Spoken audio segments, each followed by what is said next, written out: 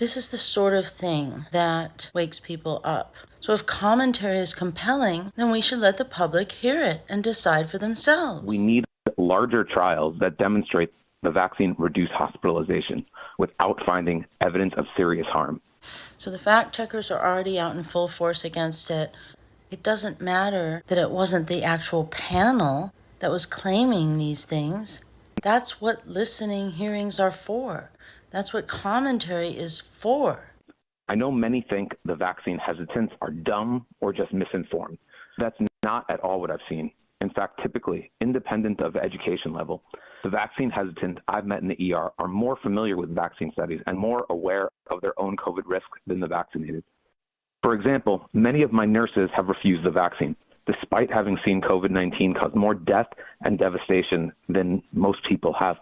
I asked them, why refuse the vaccine? They tell me while they've seen the firsthand dangers of COVID in the elderly, the obese, diabetics, they think their risk is low. They're not wrong. One nurse showed me this Oxford risk calculator. A 30-year-old female has about a 1 in 7,000 chance of catching COVID and being hospitalized over 90 days. She asked me, can I assure her that the studies found her risk of serious harm from the vaccine is lower than her risk of hospitalization? The truth is I can't. Our trials weren't big enough. They weren't big enough to identify the vaccines cause myocarditis, yet now we know they do. Next slide, please. A recent observational study suggests the risk of vaccine-induced myocarditis in young males is higher than their risk of hospitalization. Dr. Joseph Freeman, no conflicts to declare.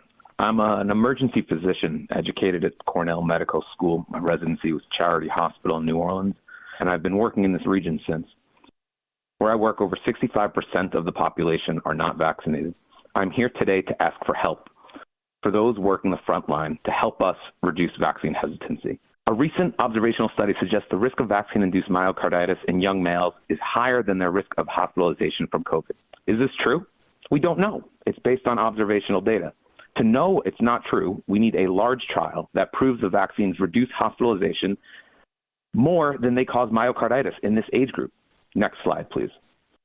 The former FDA commissioner said the original premise of the vaccine was to reduce death and hospitalizations. And that was the data that came out of the initial clinical trials. Except, as you all know very well, and unfortunately, so did my nurse, the initial clinical trials did not find a reduction in death or hospitalization, likely because they were inadequately powered.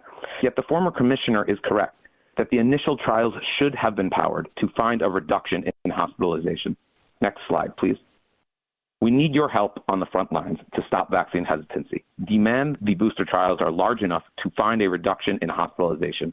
Without this data, we, the medical establishment, cannot confidently call out anti-COVID vaccine activists who publicly claim the vaccines harm more than they save, especially in the young and healthy.